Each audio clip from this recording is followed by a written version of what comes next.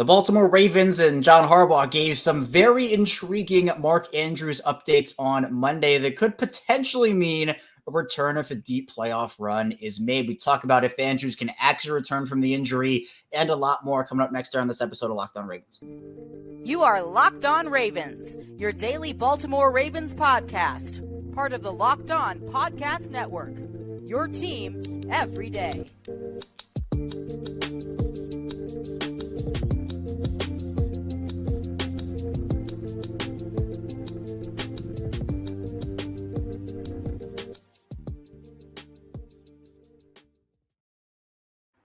Welcome into another edition of Locked On Ravens, your daily Baltimore Ravens podcast. I'm your host here with you, Kevin Ostreicher of Ravens Wire, coming at you from the Locked On Podcast Network, your team every day. Thank you as always for tuning in here and making Locked On Ravens your first listen each and every day. Of course, we're free and available as always, all podcasting platforms. That's in video form and audio form, the whole 9 yards. You can find us. Today's episode of Locked On Ravens is brought to you by Gametime. Download the Gametime app, create an account, use code LOCKEDONNFL for $20 off your first purchase. Last minute tickets, lowest price guaranteed. The Ravens coming off of their Thursday night win, 34-20 over the Bengals in that primetime M&T Bank atmosphere. Here to talk about that, Mark Andrews, and a lot more is, of course, former Baltimore Ravens wide receiver and a Super Bowl champion, Qadry Ismail. And Q, was a big win for the Ravens getting back on track after that Cleveland loss in Week 10. I think they definitely needed it, and now puts them firmly in the driver's seat in the AFC North. And I think probably put the end to the Bengals' AFC North hopes. I am not going to say never because this is the NFL. I have seen the craziest scenarios take place, so I'm going to pause on that. However, like you're saying, it is highly improbable that they're going to have a chance to take the AFC North crown and therefore have an opportunity to win or get into the playoffs. Now, why is that? Because this is a quarterback-driven league, and you and I have been around long enough to watch games, and we've seen how when you've got a great quarterback, it makes a difference, and when you've got a backup, once they figure out the backup, and that's the key point, the backup is going to have some good games and some good plays and stuff, but once you figure him out, goodness gracious, it's like you just salivating at the bit and you just get after them, and it's Katie bar the door. They're about to come after you from a defensive mindset, and you pretty much, as a team, to say it bluntly, you're screwed. Unless you got some amazing special team returner, some amazing special team punter, some amazing kicker that can make 50-plus yarders from anywhere on the field, and literally a defense that is so freaking tenacious that they just turn over the ball and they score. I have not seen that type of a team. We haven't seen it ever. Not in this new age of football where they protect the quarterback. Not in this age of football where you're going to have guys run across the middle and be able to catch the ball and la, la, la, la. Not in this age where literally you're kicking the ball into the end zone every single time. Maybe the punt returner, but I don't see any Devin Hester or Joshua Cribbs as returners. So, my soliloquy, my opening statement, bye-bye Bengals. Yeah, if you tune in for nothing else on Locked On Ravens, you tune in for the Qadry Ismail opening statements because it's a party every single time. I love the energy, but with this game with the Bengals, let's talk injuries first because I think that was one of the major storylines coming out. You mentioned Joe Burrow and his wrist. That's going to obviously put a damper on the Bengals' hopes this year, but the Ravens also did not come out unscathed. Mark Andrews, very early in the game, goes down with the ankle injury. I want to start with the hip drop tackle for you before we actually get into Andrews, because it's a conversation point. We now hear the NFL might be moving to ban this. And I think with the restrictions in today's league already placed on defenders, look, the Logan Wilson tackle there was unfortunate, really unfortunate play. You hope the best for Mark Andrews in the recovery. But I know that, even Patrick Queen spoke about it after the game. Marcus Williams spoke about it after the game. And both those guys, paraphrasing here from me, but essentially said, football's football. We need to get the guy down somehow. If Logan Wilson doesn't make this tackle and he kind of wraps around the waist, who's to say Mark Andrews doesn't bully his way into the end zone and score a touchdown, and that impacts the play? I get that it's a dangerous type of tackle, but in today's game, there are already so many restrictions. What's your view on the quote unquote hip drop tackle in this league right now? I want to say this. I have been watching football since I was a little boy. I have seen some of the ugly of football growing up into playing it at each level. And I have seen them legislate some of the ugly out of the game. The hip drop tackle is part of the ugly that needs to be legislated out of the game. When you look at what kind of came about over in the game of rugby, it was first a way to kind of wrap and then roll, but guys couldn't necessarily get a hold of when they would slip off and they would grab on the hip, and then it would just drop violently on the back of the leg and roll. I know, and I'm wearing the Goda shirt, my missile training logo in the background. I know I teach strong ankle structure, a way to move like an Ed Reed or a Randy Moss. And both exhibit strong foot structure and the way in which their hip and ankle work together. They go from out to in. Well, that out to in, when you hip drop tackle, the ankle stays out while the femur is rotating in, and you get this twisting action. And that twisting action is what causes the horrific tear, whether it be down at the tibia-fibia element of the ankle or whether it be up by the hip, and you have a ball and socket dislocation or a violent knee dislocation like we saw from the young man Travis, the FSU star quarterback, who now his career is in jeopardy. When I looked at some highlights, obviously Twitter formerly, or X formerly known as Twitter, when I looked on there was a video showing like the hip drop tackle and how it was banned in rugby. And you saw everything that I just explained, and it was ugly. And when you look at Mark Andrews and you see the way that hip drop looked, like it just makes no sense. Like, you do not want offensive lineman, a Myles Garrett, engage with Ronnie Stanley, and John Simpson come and knock him at the knee. You wouldn't want to see that. You wouldn't see DJ Reader going up against Tyler Linderbaum, and all of a sudden Kevin Zeitler just whoop whoop going at his knee. You wouldn't want to see those type of hits where you would have a Patrick Queen coming off the edge and violently slapping a guy up in the head. You wouldn't want to see you pick any safety in the league and having him lunge up at an offensive player and trying to either cave in his neck, head, or chest while he's up in the air. We call that a defenseless receiver. Oh, yeah, we do. You don't even want to see the Hines Ward crackback block that everybody is oohing and on about, that decleated Ed Reed.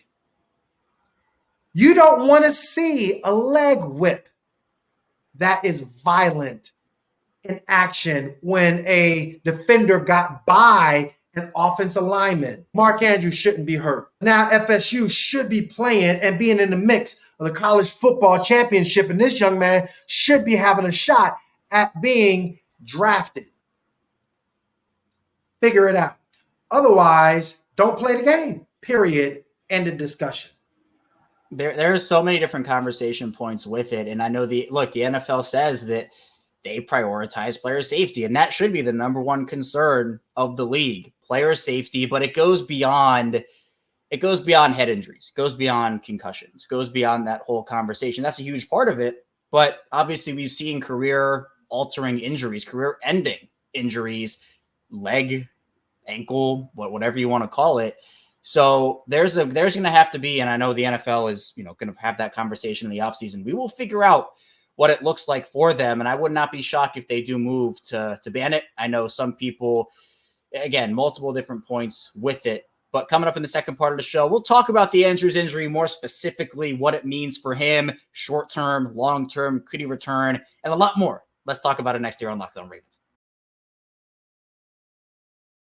First, this episode is brought to you by Gametime, and I've had a ton of frustrating ticket buying experiences in my day. Sometimes I wasn't sure if the seats were good. Sometimes I couldn't find last-minute tickets. Sometimes there are just no good deals at all, but you shouldn't have to worry when you're buying tickets to your next big event. Gametime is the fast and easy way to buy tickets for all the sports, music, comedy, and theater events near you. With killer last-minute deals, all in prices, views from your seat, and their best price guarantee, Gametime takes the guesswork out of buying tickets. And the Gametime app has a ton of awesome things on there. Obviously, no Ravens game this week in Baltimore as the Ravens travel to Los Angeles to play the Chargers, but there are a ton of concerts in the area and, of course, a lot more. And the Gametime app is great. They have last-minute tickets, flash deals, and zone deals. And Gametime is the only ticketing app that gives you complete peace of mind with your purchase. They have all-in prices that show you your total up front so you know you're getting a great deal without hidden fees. And they're obsessed with finding you ways to help save money on tickets. You can find exclusive flash deals and sponsored deals and tickets for football, basketball, baseball, concerts, comedy, theater, and so much more. Take the guesswork out of buying tickets with Gametime. Download the Gametime app, create an account, and use code LOCKEDONNFL for $20 off your first purchase. Terms apply. Again, create an account and redeem code LOCKEDONNFL, spelled LOCKEDONNFL, for $20 off. Download Gametime, so last-minute tickets, lowest price guaranteed. And this show is sponsored by BetterHelp. And the end of the year season can be a little difficult. The holidays are awesome. I look forward to those, but sometimes there can be some seasonal blues involved as well. And this time of year can definitely be a lot, and it's natural to feel some sadness or anxiety about it. But adding something new and positive to your life can counteract some of those feelings. Therapy can be a bright spot amid all the stress and change, and it's something to look forward to make you feel grounded and to give you the tools to manage everything going on. And there are so many people who have benefited from therapy, and they have a ton of great things that they offer you at therapy, and there are a ton of benefits. For example, sometimes it's helpful to learn positive coping skills, how to set boundaries. It can empower you to become the best version of yourself. It isn't just for those who've experienced major trauma, it's for everyone. So if you're thinking about starting therapy, give BetterHelp a try. It's entirely online, designed to be convenient, flexible, and suited to your schedule. All you have to do is fill out a brief questionnaire to get matched with a licensed therapist and switch therapists anytime for no additional charge. Find your break spot this season with BetterHelp. Visit BetterHelp.com/lockedon today to get 10% off your first month. That's BetterHelp, HELP.com/lockedon. We're back, our second part of Locked On Ravens. Kevin Oestreicher still here with Qadry Ismail and Q. We talked about the hip drop tackle first. That's obviously where Mark Andrews got injured. Will cost him some time, definitely. Now, it was feared to be the official injury, the fibula injury, the cracked fibula with the ligament of the ankle. John Harbaugh says after the game, it's likely a season ender, but then we get the update on Monday, which it wasn't as bad as initially thought. And the scans came back a bit cleaner than initially thought. And there's maybe an outside chance, John Harbaugh says, that Andrews could return. And some of the insiders say that, would take a deep playoff run for that to happen. But based off of your understanding, if these reports about the injury, if it is actually this, the fibula injury with the ligament, what does that recovery look like? And is it something that Mark Andrews can realistically come back from? Because we're not in September. We're not at the beginning of the season. We're now in the middle of the year, which maybe if it was in September, it'd look a little better for him coming back. But what does it look like with it being a mid-November injury? So much to unpack there. So just from a report standpoint, are we looking at no surgery? And that's where he's going to go down, to the Carolinas. I think Dr. Anderson is the gentleman's name where he's going to get looked at. I guess he's the, foremost authority in that regards of the lower leg injury. If it's just a sprain, it's a high ankle sprain. Sprain technically means there is a tearing of or stretching of a ligament. The ligament or tendons, either way, they need blood supply to help heal. And if it's a tear or a certain degree of tear, is going to dictate the way in which it heals. Because it's lower leg, again, it's not a lot of healing that goes on down there from a blood supply aspect of things. And that's why they say when you got a high ankle sprain, oh my gosh, That's a 6 to 12 weeker. And there are techniques. I have personally been a part of helping a guy get back from a high ankle sprain. Actually, my own son, when he was in high school, went to take him to the orthopedic. Boom, they said he has a high ankle sprain, needs to be off it 4 to 6 weeks. And he was actually back out playing no pain in 2.5 weeks. How? There's some aggressive treatments. We'll need to go into all that. All I'm saying is for Mark Andrews, this seems like a very severe injury. So, yes, we got to figure that out. Now, what if you say him coming back? Now, the way in which he would come back, to the point, is the rehab, and then how much pain can he take? Because it has to be an aggressive rehab. Gosh golly, I mean, that's, planting and running and cutting, because I don't want you out there if you're not going to be able to fully be Mark Andrews. And that's an awful lot, and that's a large undertaking. But if there's anybody who mentally can do it, it's Mark. Yeah, we know how competitive he is. We know he wants to be on that field. And it's not the same, but when you talk about JK and kind of his whole situation, we know how competitive JK is. We know that he wanted to be out on that football field and making plays for the Ravens. But when it comes to that, obviously we don't know officially what the injury is. And I think if we did know, we'd have a little bit better of an idea of what a timeline would be. But is there any way, Q, that if it is the fibula and the ligament, that he would be 90%, 95%? Or is the reality he's probably, if he comes back, going to be 60, 75, 80? Where is that conversation with you? So again, you got to remember too, one of the things, when you go into training camp, you're at 100%. From training camp to the end of training camp, wherever you're at, that's where you're at for the season. That's like your highest freshness that you're going to be for the season. So if I come out of training camp, like, a good thing is 70%. Like, an amazing thing is 80%. Oh, man, I'm 80%, bro. I mean, that's dang going near 100%. So you go into the regular season, you're 80%, bro. You're like, whoo, buddy, we're going to have a great year. So it's a battle of attrition. By the time you get into November, December, my God, man, especially if you got some years on you, I'd say if you're 60%, gosh, you've been taking care of your body. Prime example is Odell Beckham. He's gotten better because of the strategic way they've rested him and the strategic way they've been using him. And so it's no coincidence that you look at the Cleveland and Cincinnati games as games where, like, ooh, he showed out. Even saw a little glimpse of it in the Seattle game. But I'm telling you, like, he gets tackled and it's his shoulder. It's always going to be something. I know John Harbaugh in his presser earlier this week even touched upon that. But everybody's going to have an injury. No one is 100%. And so now you're looking at like a Mark Andrews. Like, sadly, unfortunately, like right now he's hovering at around 40%. Maybe even 20, because of the injury is the injury. Like, so to come back, they're only going to get like 55%, like, that's on a good note. Can you play with that? Of course you can. I'm not saying you can't, but just for the listeners and the people that are out there and like, oh, wow, these guys are just amazing. They can play at 100%. No, they can't. But guys are trained to play at those lesser percentages of their full body energy, and, the recovery and all the nutritional blah, blah, blah helps them at least get to game day and be ready to compete. And we know the Ravens' philosophy, Q, has been since JK's injury, honestly, probably since Ronnie's injury. They're safe. They play it safe. They don't want to put guys out there with a risk-free injury. They want to make sure guys are good to go, like fully good to go. Does that mean 100%? Every time? Maybe, probably not, based on what you were saying there, but at least good enough to go where there's not going to be a big risk. And if there is a risk with Mark Andrews where, you're going to get him at 65% or 50%, and there's a risk for something to get reactivated, a long-term thing, that's a different part of it. Does this injury, Q, depending on what it is and what the official thing is, will it have any long-term effects, Or is this he'll be back by 2024 and be 100% good to go at training camp if he doesn't play this season? If it is done right, in my experience and opinion,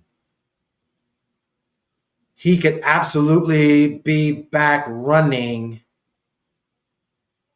full go by minicamp if it is done right. If it is done aggressively but yet conservative, and depending, like, if he has like other lingering stuff, because he's had some, years on his body, I say training camp, absolutely, he should be back, no problem.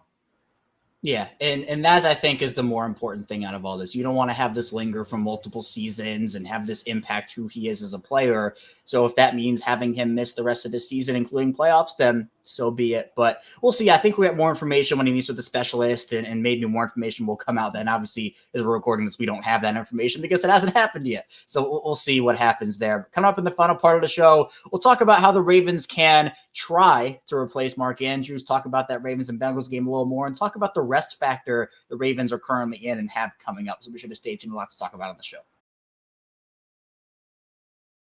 First, this show is sponsored by FanDuel, and you can score early this NFL season with FanDuel, America's #1 sportsbook. Right now, new customers get $150 in bonus bets with any winning $5 moneyline bet. That's $150 if your team wins. If you're thinking about joining FanDuel, there's a better time to get in on the action. The app is super easy to use. There's a wide range of betting options that include spreads, player props, over-unders, and more. If you bet the Odell Beckham yards over on FanDuel in Week 11 against Cincinnati, you're living large there. Had over 100 yards, so that was a good one. Rashad Bateman scores a touchdown, so Rashad Bateman anytime touchdown prop, you're living large. And of course, there are going to be plenty of amazing options over on FanDuel for this week against the Los Angeles Chargers. Visit FanDuel.com/lockedon and kick off the NFL season. FanDuel, official partner of the NFL.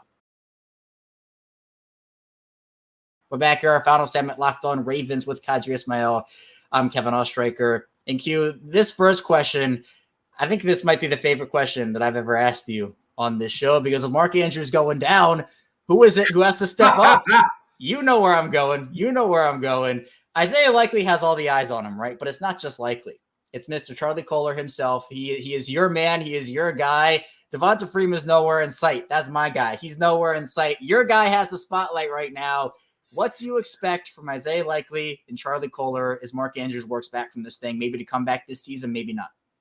Yeah, so first and foremost, this is not how I envisioned it. So let's not get it twisted. I do not wish anyone harm ever. Don't want to put any kind of, negative kind of take on that. Boom. That aside, whoo, buddy, let's strike up the Charlie Kolar train, because I just think that all aboard, I think, when it comes to Charlie Kolar and Isaiah Likely, I mean, they both are a tandem. It's going to take both of them. It's not going to just be one. I think they have an opportunity before them to earn the trust of Lamar Jackson, to be available for Lamar Jackson. All the attention is going to go to the wideouts now. All the attention, coverage-wise, defensive players and all that. You're going to get some one-on-one opportunities, or somebody's not going to be paying attention to you. You got to be ready, and you got to make the play. I just think that Charlie, when he got a chance, get in against, the Cincinnati Bengals, and he made his catch, down the middle and took it up for a couple more yards. I was like, all right, okay, all right.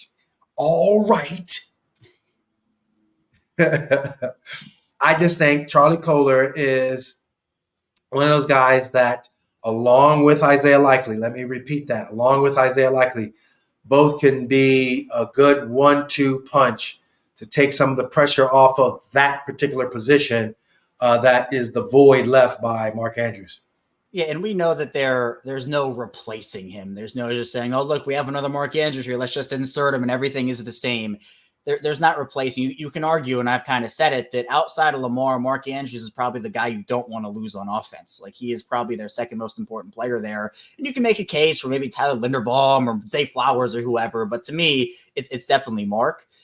But then you have other options. I think they're more prepared for this than they were last season because you brought in Odell, you brought in Zay Flowers, you have Bateman and Aguilar, and you mentioned likely Kohler, etc.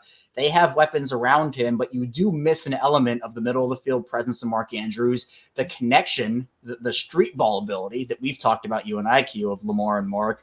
What are they going to be missing with Andrews out of the equation here? So one of the things I think, like I saw in Cleveland, where he was only 2 catches, he was open, and it was that open or was that an ad lib open? But I think Lamar was trying to get other guys involved, and it just for whatever reason didn't happen. Obviously, Cleveland has a dominant defense. He didn't get a chance to really step up and throw the way he needed to. Then you saw. Like Cincinnati before the injury, like it was like going to be the Mark Andrews show because he's like, nah. I saw this happen before where I try to go away from my guy and I'm just going to feed him.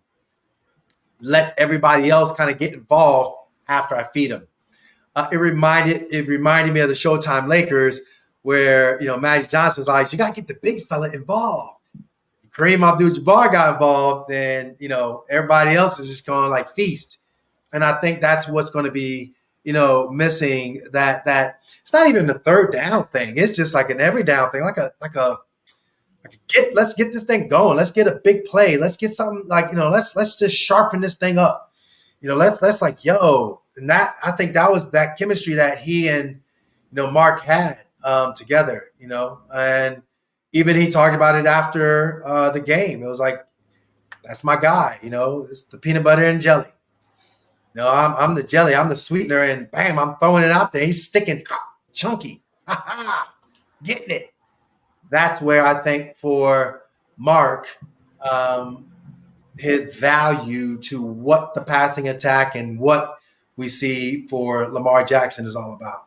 Yeah, and I think to me too, the offense I think was just finally starting to hit their stride, and not that they can't hit it without him, but they've now gone 5 weeks scoring over 30 points straight. That's a big step for them. And you see Odell rounding back into form. You see Rashad Bateman rounding back into form. And to just have that middle, it's almost like the pick your poison that we talk about all offseason, where if everybody's healthy and everybody's doing their thing, how are you going to stop Zay Flowers and Mark Andrews and Odell Beckham and Rashad Bateman? So not having Mark there is going to be big. But that Bengals game, Q, I want to get your thoughts on it because it was a 34-20 win. Lamar goes 16-26, 264, has those 2 touchdowns, but Gus Edwards finds the end zone 2 more times. He's kind of camped out in that end zone this season, it feels like. But Odell has his first 100-plus yard receiving game since 2021. Rashad Bateman scores his first touchdown of the year. The Ravens 5 sacks again. Madubuike gets his 9.5 of the season. Owe gets in there. Tavius Robinson for him. Clowney, Van Noy, the usual suspects. How do you think they did in that game, all things considered? I thought they all came out for a short week, and after just such a devastating letdown loss, I thought they came out and played amazing. I thought they came out and was like, look, we know who we are. We don't know who is on the outside voting for us or against us, but we know who we are. We know that all we got to do is just do what we got to do as a team. And that's the key thing as a team. You saw it as far as the offense and just kind of the way they were gelling.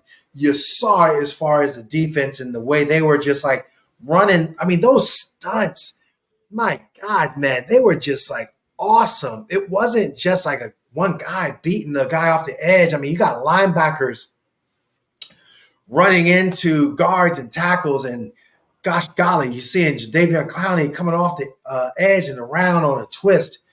I mean, just a phenomenal way in which you saw Dafe Owe and the way he was just doing his different maneuvers to get to the quarterback, and Justin Madubuike, Captain Obvious here. Like, homeboy is like first team All-Pro.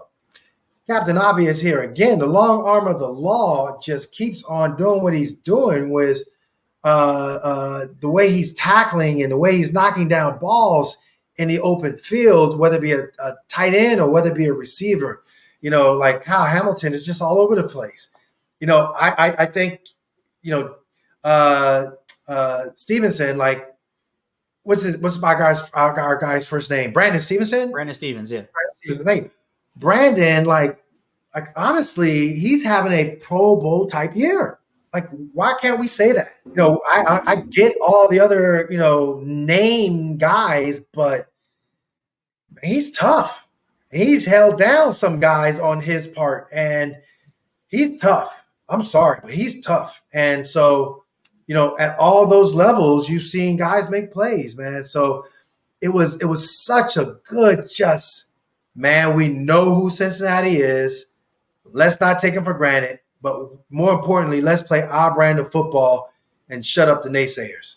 Yeah, Jamar Chase in 2 Marlon Humphrey-less games against the Bengals, against the Ravens, 7 receptions, 43 yards in that garbage time touchdown. A lot of that had to do with Brandon Stevens. He's been, yes. And I think people forget, I try to make this point as often as I can. They were going to have him play safety again this year. They were going to flip him back over, but they had so many injuries in that corner room. They said we cannot afford to put him at safety. He has to go back to corner. He's played great. Ronald Darby has played great. Marlon Humphrey, when he's been out there, has played great. So they're the number 1 pass defense in the NFL right now for a reason, and I think Brandon Stevens is a big part of that. But I mentioned Ravens have a bunch of rest here. They're in the midst of it right now after the Thursday night game. 1 game in 24 days. They obviously have the 10 days off before their Sunday night matchup with the Chargers here in week 12. But then you have after that their bye. So it's another 14 before their next game. For you as a former player going through the bye weeks, is there a big difference, one, of when the bye week is during the season? Do players prefer the early, the late, the middle of the season bye? And then what does it do for the body to have that rest in the middle of such a grueling season? I will unequivocally say this. When you're at the beginning of the year and you have a bye, it sucks. It's like, okay, great. When you're in the middle or towards the end of the year and you have a bye, it's heaven on the body and just energize the brain, because like it is a grind. It is tough. But just that little bit of a reset. I mean, you just need just a little bit of reset. And it gives the body that charge that you need to, like, literally just continue forth into December and January. And it's so pivotal. I think, the more rest you can get, coupled by a strong, purposeful practice, that's that combination. That's the sweet spot, because you still want to keep that razor sharp edge. You still want to be, that team that's a fierce competitive team that's going to hit you in the mouth, all those things. You still want to be able to feel out, the energy of the game. You don't want to just rest overly. We've seen that go both ways with a variety of teams over the years. But, the teams that just keep working through, heck, even go back to the 47 squad. I mean, they didn't have a big rest, and towards the end of the year, they kind of faltered a little bit. But once they got to the playoffs, they went on a run because they were still kind of like sharp. You go back to the 2000 squad, same thing. They had that late season, just a little bit, and then bam, they just went on that run. And it that's what you need, just enough, just enough. And I think it's great because the Ravens have put themselves in a position at 8-3 right now where they can afford to have this rest, and then maybe they come out a little slow. But that's okay if they do, because you're able to have that leeway and that cushion for a loss or two if you need it. But of course, you want to win every game. But the rest is going to be super, super huge for them. And I think it already has been. Is again, 1 game in 24 days does not happen very often for NFL teams in the middle of a season, which is amazing considering what this team has been through so far this season. But Q, I appreciate your time. Thanks so much for joining me here on this Tuesday edition episode of the show. And hopefully, again, when we're talking next week, this will be a 9-3 football team after a second straight primetime win over that Los Angeles Chargers team. I tell you what, I just think if we can stack these wins up, it really bodes well when your confidence late in the year and when you finally meet up with the hated Steelers and whoop up on them. Okay? I didn't forget. I got receipts. There is going to that week 8 team. I don't know what voodoo magic Mike Tomlin has up his sleeve for the rest of this season, but Kenny Pickett does not look like the answer for that Pittsburgh team. And no, he is the answer. Extend Kenny Pickett, right? That's what you want to say? Let him play. Let Canada do his thing as the coordinator. Let them all just keep on going. Status quo. They're the Steelers. they know better than anyone else. Let it be. It'll be interesting to see what they do because I don't think Mr. Trubisky's much better, if anything. So they're going to need to figure it out. And I think once week 18 comes, there's going to be some revenge on the mind of those Baltimore Ravens. A reckoning. Absolutely. Q, I appreciate you, though. Thanks so much. Again, thank you for tuning in to Locked On Ravens today. Be sure to subscribe, follow along, audio form, video form, the whole 9 yards. Come up tomorrow. I'll be talking more Ravens, of course, here on the show. So be sure to stay tuned. I'll see you right back here tomorrow on Locked On Ravens.